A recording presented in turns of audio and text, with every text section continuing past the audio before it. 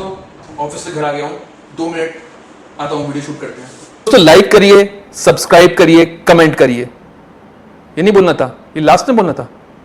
नहीं, पर लोग लास्ट तक वीडियो देख नहीं रहे ना, और मैं इतनी मेहनत कर रहा हूँ, मुझे लग नहीं रहा है कि लोग पूरी वीडियो देख रहे हैं और सब्सक्राइबर्स आ रहे हैं और लाइक कर रहे हैं। क्या छोड़ो। तो आज का हमारा वीडियो जो है वो है कैफीन के ऊपर। अब कैफीन क्यों?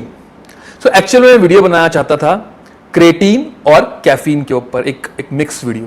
लेकिन जब मैंने कैफीन के ऊपर रिसर्च करनी शुरू करी तो पहला ही जो आर्टिकल वो मेरे सामने आया वो ये था कि 2004 तक वर्ल्ड एंटी डोपिंग एजेंसी ने कैफीन को बैन किया हुआ था।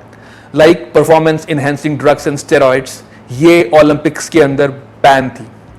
और 2004 में इसको दोबारा से काफी डिस्कशंस के बाद वापस लाया गया, लेकिन मार्च 2017 में मैंने दोबारा न्यूज देखी कि कैफीन दोबारा से बैन होने वाला है, या शायद ना भी हो बट बैन होने वाला है।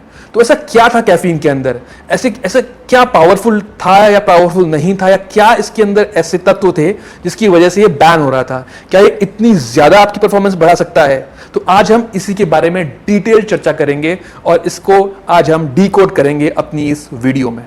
तो एक पॉइंट है कि कैफीन और कॉफी में क्या कोई फर्क है, क्या आप जो कॉफी पीते हो उसमें से कितनी कैफीन मिलती है, ये हम डिस्क्राइब करेंगे आज। क्या क्या फायदे हो सकते हैं? फैट बर्निंग क्या होती है? बम्पर होती है। क्या आपकी स्ट्रेंथ इंक्रीज होती है? जी हाँ, बिल्कुल होती है। कैसे होती है मैं बताऊंगा आपको। क्या इससे मसल फैटीग कम हो सकता है, यानी मसल में जो पेन होता है वो कम हो सकता है? बिल्कुल हो सकता है। और इसी टाइप की कई सारी बातें मैं आपको यहां पे आज detailed with documents with research paper बताने वाला हूं। तो दोस्तों इस वीडियो को एंड तक देखना, क्योंकि अब मैं एक नया फॉर्मेट शुरू कर रहा हूं। थोड़ा अगर ये अच्छा लगा तो मैं इसमें कुछ और चेंजेस भी करूंगा। मैं एंड में आपको कुछ इंटरेस्टिंग टिप्स दूंगा, तो इसलिए इस वीडियो को एंड तक देखिएगा। तो आज हम बात करेंगे कि ये कितना पावरफुल है, क्या क्या कर सकता है आपके लिए, फैट बर्निंग कैसे होती है, स्ट्रेंथ गेन्स कैसे काम करते हैं, और साइंस क्या है इसके पीछे, कैसे और कितना यूज करें, और क्या क्या इंग्रेडिएंट्स इसके होते हैं प्री वर्कआउट के अंदर, किस फॉर्म में होते हैं। तो जब भी हम सो के उठते हैं तो एडिनोसिन नाम का एक केमिकल हमारे दिमाग के जो रिसेप्टर्स होते हैं जो हमें जगाए रखते हैं उनको ब्लॉक करना शुरू करता है। उसका यही काम है। और कैफीन यानी कि कॉफ़ी को जब हम पीते हैं तो उसका जो केमिकल स्ट्रक्चर है वो एडिनोसिन के साथ मिलता जुलता है, एडिनोसिन से। तो हमारा जो दिमाग के रिसेप्टर्स हैं वो कंफ्यूज हो जाते हैं और इंस्टेड एडिनोसिन के कॉफ़ी के जो रिसेप्टर्स हैं वो वहाँ जाके बैठ जाते हैं। अब क्या होता है कि इसकी भी एक हाफ लाइफ होती है, जैसे कई सारे ड्रग्स की हाफ लाइफ होती है, कैफीन की भी हाफ लाइफ होती है, वो होती है 6 घंटे। और 6 घंटे के बाद दोबारा से एडिनोसिन आपके दिमाग के उन रिसेप्टर्स के ऊपर बैठना शुरू करता है, जिसकी वजह से हमें दोबारा से कॉफ़ी पीने की ज़रूरत पड़ती है। तो इस तरह से हम देखते हैं कि कैफीन या कॉफ़ी कैसे हमें थकने से बचाती है, कैसे हम फ्रेश महसूस करते हैं कॉफ़ी पीने की वजह से।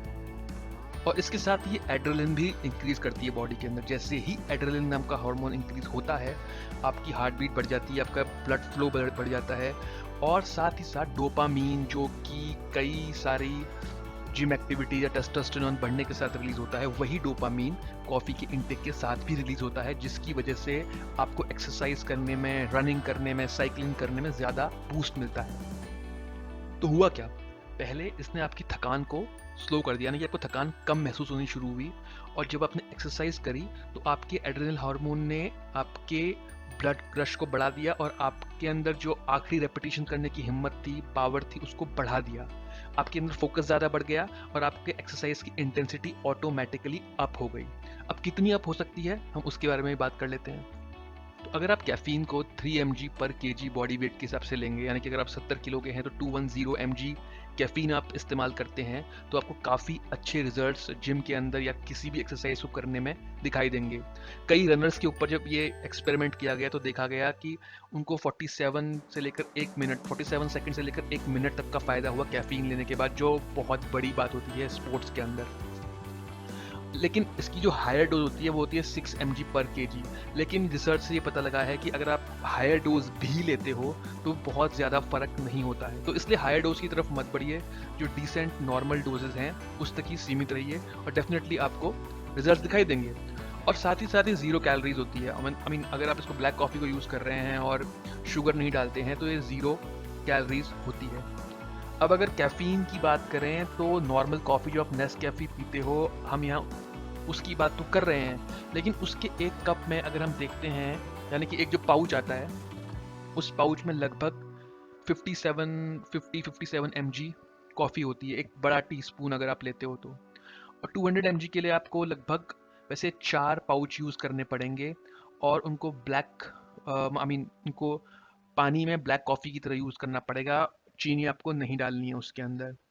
दूसरी तरफ आप कोई प्री वर्कआउट भी ले सकते हैं जिसके अंदर कैफ़ीन होती है। हायर साइड में अगर आप जाएंगे तो मिस्टर हाइड के अंदर जैसे 415 mg कैफ़ीन है, और बहुत ही ज़्यादा आपको एनर्जी महसूस होगी, बहुत ही ज़्यादा आपके अंदर स्ट्रेंथ आ जाएगी। वो जो स्ट्रेंथ है वो कंपैरेबल है, और मैं आपको बता रहा हूँ स्ट्रेंथ लगभग डायनाबॉल की स्ट्रेंथ के बराबर है एज ए प्री वर्कआउट। अगर आप Dianabol as a pre workout लेते हैं और मिस्टर हाइड का एक स्कूप लेते हैं 400 mg का, तो उसकी स्ट्रेंथ अप्रॉक्सीमेटली बराबर आएगी। लेकिन अभी आप उस डोज में मत जाइए। आप 200 mg कैफ़ीन किसी प्री वर्कआउट के थ्रू या ब्लैक कॉफ़ी के थ्रू, या फिर क्या कहते हैं जो आपकी एनर्जी ड्रिंक्स आते हैं रेड बुल वगैरह, उनमें भी 90 से लेकर 110 mg कैफ़ीन होती है, तो आप वो चीज़ें भी ट्राई कर सकते हैं और डेफिनेटली आपको रिजल्ट्स दिखाई देंगे। अब फैट लॉस की अगर बात करें तो कॉफ़ी की एक विशेषता ये है कि जब आप कॉफ़ी पीते हैं, ब्लैक कॉफ़ी पीते हैं या कैफ़ीन लेते हैं और एक्सरसाइज करते हैं, तो ये लीवर को संदेश देती है कि आपको ग्लाइकोजन तो इस्तेमाल करना है लेकिन कम, लेकिन साथ ही साथ आपको फैट सेल्स भी यूज़ करने हैं एनर्जी सोर्स के लिए। तो ऐसा बीच में टाइम इंटरवल लेता है, ये एक ऐसा टाइम आता है बॉडी का जब ये फैट सेल्स को बहुत ज़्यादा बर्न करने लगता है एनर्जी लेने के लिए instead of glycogen. Glycogen generally जब आप जिम में जाते हैं, आपने कार्ब्स खाए होते हैं, आप कार्ब्स खा के जाते हैं, बॉडी ग्लाइकोजन से एनर्जी लेती है, लेकिन अगर आप कैफ़ीन लेते हैं तो बॉडी फैट के थ्रू आपको एनर्जी देगी और आपके फैट सेल्स बर्न होंगे। और परफॉर्मेंस की जैसे हम पहले ही बात कर रहे हैं, तो परफॉर्मेंस में जो कुछ जर्नल्स में पढ़ रहा था तो इसमें वही दिखाया गया कि ज़्यादातर जितनी भी एक्सरसाइजेज हैं, ट्रेनिंग्स हैं, सेशंस हैं, उनमें इसमें काफ़ी ज़्यादा फ़ायदा महसूस किया गया। फोकस को ये बहुत ज़्यादा इम्प्रूव करता है, तो आपके अंदर जो फोकस होगा वो बढ़ जाएगा। और इसीलिए कई लोग जब मीटिंग्स में जाते हैं, पढ़ाई करते हैं, प्रेजेंटेशंस देते हैं ऑफिस के अंदर, तो ब्लैक कॉफ़ी पीते हैं। आपने बाहर बहुत सारी मूवीज़ में भी देखा होगा कि लोगों के हाथ में ब्लैक कॉफ़ी का ग्लास होता है। फिर एक और रिसर्च है जिस रिसर्च में ये पाया गया कि इससे मसल पेन जो होता है वो डिक्रीज होता है। तो अगर आप हाई रेजिस्टेंस ट्रेनिंग करते हैं तो आपका मसल पेन डिक्रीज होगा। आप कार्डियो करते हैं तो कार्डियो के दौरान कई बार आपको पेन होता है लेग्स के अंदर, तो वो भी आपका। और कुछ हिदायतों को अगर आप ध्यान में रखेंगे, जैसे कि आपको ध्यान रखना है कि 400 mg पर डे तक ही सीमित रहें, उससे ऊपर मत जाएं।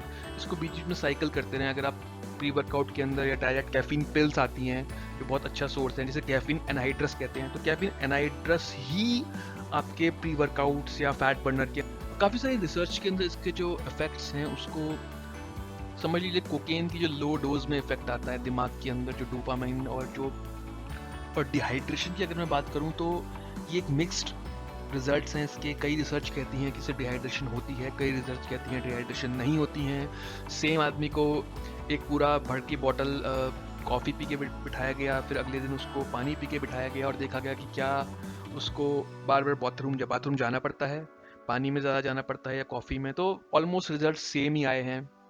तो फिर भी प्रिकॉशन के लिए आप पानी ज़्यादा पीजिए और पानी बीच बीच में सिप करते रहिए थ्रू आउट द डे। पानी पीना हमेशा से ही अच्छा होता है।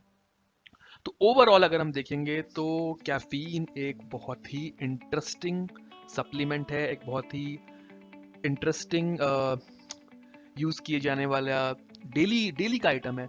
और कई सारे बहुत ही जो स्ट्रॉन्ग सप्लीमेंट्स हैं, बहुत ही स्ट्रॉन्ग ड्रग्स हैं, उसके कंपेयर में इसके कोई भी साइड इफेक्ट नहीं है। आप सेफली यूज कर सकते हैं। तो दोस्तों, जैसा कि मैंने आपको कहा था, मैं एक टिप दूंगा, और वो टिप इसलिए आपको दे रहा हूं क्योंकि लोग बड़े सारे क्वेश्चंस पूछ रहे हैं बल्किंग के बारे में, और लोग पूछ रहे हैं कि सर 6 महीने हो गए हैं, मैंने गेनर खा लिया है, क्या अब मैं डायनाबॉल ले लूं या क्या लूं कि मैं बल्किंग हो जाए, मेरा वेट गेन हो जाए।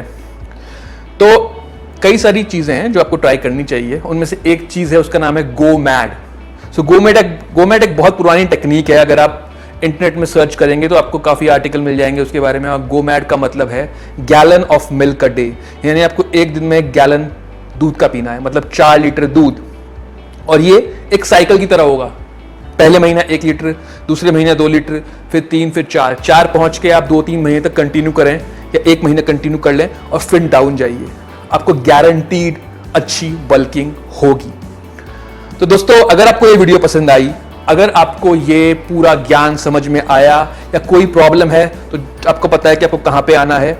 और अगर आपको पसंद आया है तो प्लीज लाइक करिए, सब्सक्राइब करिए, अपने दोस्तों को बताइए, अपने ट्रेनर्स को बताइए कि एक नया चैनल आ गया है आई अल्फा टीवी और वो बहुत ही ज्ञान की बातें बता रहा है। तो आज के लिए इतना ही। Thank you very much.